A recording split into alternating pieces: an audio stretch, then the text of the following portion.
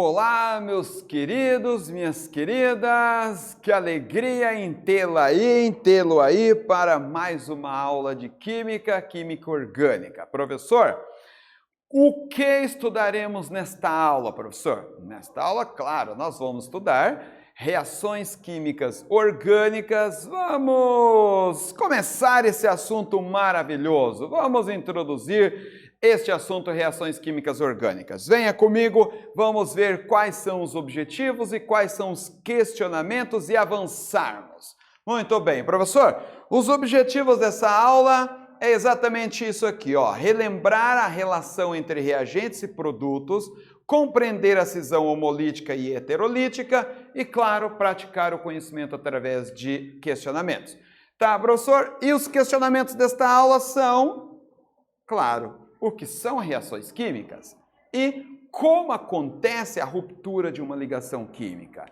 Tá, vamos entender primeiro o que vem a ser reações químicas. Reações químicas é a transformação que a matéria sofre, onde nós temos um tipo de substância e obteremos outra. Nessas reações nós temos o que chamamos de reagentes, que são aqueles compostos que irão interagir entre si, onde nós teremos no final o produto, a substância final. Muito bem. E as reações químicas iônicas são aquelas onde ocorre em meio aquoso, cujas substâncias estão ionizadas. Veja aqui esse exemplo, ó. Nós temos todas essas substâncias no estado aquoso. Isso aqui, aquê, quer dizer aquoso. E todas elas têm cargas elétricas, porque são íons. Então, elas irão reagir entre si para produzir outras substâncias. Nesse caso aqui, nós estamos obtendo a água, porque os outros componentes continuam diluído, dissociado em estado aquoso. E a classificação dessas reações orgânicas, professor? Bom, essas reações químicas, elas são classificadas da seguinte forma. São classificadas como reações de adição ou síntese, são classificadas como reações de análise ou decomposição e também de simples troca e de dupla troca. Tá, professor? Como é uma reação química de adição, professor? A reação química de adição é quando nós temos dois componentes sendo adicionado um ao outro para produzirmos um outro componente. Então, observe aqui, A mais B produzir a substância AB. E uma reação de decomposição, professor? Quando nós temos uma substância e ela é decomposta em outras duas. E simples troca, professor? É quando um átomo troca o átomo que ele está ligado por outro. Observe aqui, o A troca o B pelo C. Então, nós vamos ter o componente AC. E dupla troca é quando os reagentes trocam de átomos. O A troca o B pelo D e o B troca o A pelo C. Aí nós temos uma reação de dupla troca. E esse assunto, claro, foi muito bem estudado já, né, por vários cientistas no decorrer da história, ainda é estudado, e um dos seus expoentes são esses que estão aqui na tela. Antoine Lavoisier. Veja aqui, ele nos legou a lei da conservação das massas. A soma das massas de todos os reagentes deve ser igual à soma das massas de todos os produtos. Outro expoente é Joseph Louis Proust. Ele nos legou a lei das proporções definidas. Os produtos de uma reação são dotados de uma relação proporcional de massa com os reagentes. E aqui nós temos um outro expoente, este químico britânico John Dalton. Ele nos legou a lei das proporções múltiplas. O coeficiente estequiométrico deverá seguir a atomicidade das moléculas existentes na reação, tanto nos reagentes como nos produtos. Professor, esta imagem aí, professor, parece imagem que está relacionada com direito, professor? Pode ser, né? Mas aqui nós vamos usar esta imagem para ensinar um conceito importante nesta matéria reações químicas, que é balanceamento de uma reação. Ou seja, a mesma quantidade de átomos que reagem entre si deve ser a mesma quantidade de átomos que iremos obter nos produtos, ou seja, tem que estar balanceado, equilibrado. Se eu tenho 4 átomos reagindo entre si, eu tenho que ter 4 átomos nas substâncias produto. Isso chama-se balancear uma equação química. Observe aqui agora nesta atividade que eu separei para você. Nós temos esta reação química, gás hidrogênio reagindo com gás oxigênio para produzir água. Observe aqui, nós temos aqui uma balança para o hidrogênio e uma balança para o oxigênio. Analise e observe se essa reação está equilibrada, balanceada, e você irá justificar a sua resposta. Tempo para você.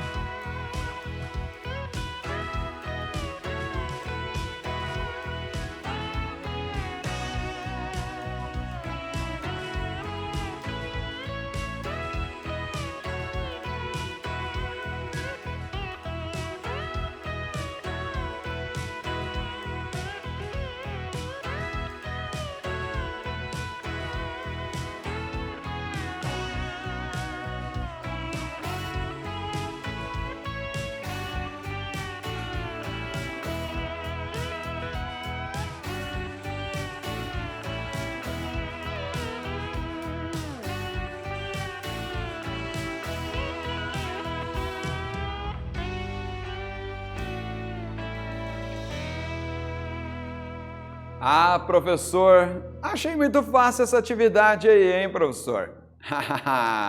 Eu gosto disso, hein? Quer dizer que você está muito aplicado, está muito dedicado, está compreendendo bem os conceitos e você só pode receber parabéns de toda a nossa equipe aqui do Aulas Paraná. Confere aqui então a sua solução com a resposta. Então, sim, esta reação química está balanceada. Eu sei disso, professor. Sabe por quê, professor? Porque a mesma quantidade de átomos como reagentes é a mesma quantidade de átomos como produtos. Perfeito! Nós temos então 4 átomos de hidrogênio aqui e eu vou obter 4 átomos de hidrogênio aqui, essas bolinhas cinzas, representadas pelas bolinhas cinzas. Equilibrado. Eu tenho 2 átomos de oxigênio aqui como reagentes e aqui eu tenho 2 átomos de oxigênio como produtos. Então, professor, balanceado, reação química equilibrada, tá? Agora, e as reações químicas orgânicas, professor? Claro, são aquelas reações químicas que ocorrem entre compostos orgânicos, tá? E nós temos os principais tipos. Nós temos reações orgânicas de adição, substituição, oxidação e eliminação. Essas reações químicas orgânicas são muito importantes. Por quê? Porque a indústria, ela consegue obter compostos, substâncias muito importantes para o nosso dia a dia. Dessas reações químicas que nós obtemos medicamentos, cosméticos, plásticos, tecidos e um monte de outras substâncias materiais que nós usamos no nosso dia a dia. Entendê-las? Claro, entendê-las é de extrema importância, tá? Agora, as reações orgânicas, elas têm as reações iônicas e as reações moleculares, tá? E nós vamos ter também neste conhecimento o que nós denominamos de mecanismo de reação. Mecanismo de reação é a sequência de etapas que ocorre na reação química e o comportamento químico dos reagentes. Isso é utilizado para classificar essas reações químicas. Muito bem, professor. Vamos nos deter um pouco, professor, nas reações químicas orgânicas e iônicas. Bem, vamos lá então. Também são denominadas de reações polares e elas são caracterizadas pela movimentação de pares de elétrons. E aí nós vamos ter 2 espécies interessantes que você deve guardar bem aí esses termos e o significado de cada um. Nós vamos ter os eletrófilos e os nucleófilos. Muito bem. Professor, tá. A participação dos íons como reagentes, intermediários ou produtos. Isso é caracterizado das reações químicas orgânicas e iônicas. Muito bem. Não só isso, mas também, na maioria dos casos, os íons estão presentes como intermediários. Representam a maioria das reações encontradas nos estudos das reações orgânicas. E essas reações necessitam que haja uma quebra de ligação química, tá? Aqui nós temos a ligação química e para que essas reações ocorram, essas ligações químicas devem ser rompidas, tá? E para formar novas moléculas. Por isso são mais lentas e difíceis de ocorrer do que as reações iônicas, as reações moleculares. Elas são mais difíceis. Aqui nós temos essas 2 imagens. Aqui indica uma ligação química denominada sigma, uma ligação simples. E essas ligações sigmas, ligação covalente simples, ela apresenta uma força maior de ligação química, então para rompê-la necessita de mais energia. Diferente do tipo de ligação pi, onde nós temos dupla ligação e são mais fracas e então mais fáceis de serem rompidas, tá? Isso vai ser importante para nós entendermos aonde ocorrerá a reação, a cisão, a quebra de ligação e a ocorrência da ligação química. E quando ocorrem essas quebras de ligações químicas, nós temos 2 tipos, né? Nós temos a cisão homolítica e a cisão heterolítica, tá? Heterolítica. Agora, qual é a diferença entre uma e outra? Observe aqui, ó. Nós temos esse composto genérico, AB, aqui nós temos essa substância em específico, o etano. Quebrando esta ligação química aqui, cada espécie vai levar o seu elétron de ligação química. Tá? Isso aqui é uma cisão classificada como cisão homolítica. Diferente da cisão heterolítica, aonde nós vamos ter, observe aqui, cargas elétricas. Nós temos um átomo mais eletronegativo que o outro, então na quebra de ligação química, um elemento químico leva o par de elétron da ligação. E aí nós vamos ter um cátion, né, que é essa espécie com carga positiva, e nós vamos ter um ânion, que é essa espécie com carguinha negativa. Professor, esses dois desenhos, essas duas estruturas aí, professor, o que vem a ser um carbocátio e o que vem a ser um carbânio? Bom, o carbocátio é aquela espécie que vai ficar com ausência de elétrons. Observe, a ausência de elétrons é carga positiva. E o carbânio é aquela espécie que leva o par de elétrons. Por isso tem esta carga negativa. A partir de reações em que compostos orgânicos sofrem cisão heterolítica, o íon positivo do carbono é chamado de carbocátio e o negativo é chamado de carbânio. Muito bem. Agora eu separei aqui mais uma atividade para você minerar, praticar, exercer todo esse conhecimento que nós estamos construindo nesta aula. Observe, você vai analisar essas duas estruturas aqui, tá? Analise as duas reações abaixo e classifique os tipos de cisão que ocorre nelas e identifique quem é o carbocátio e quem é o carbânio. Tempo para você.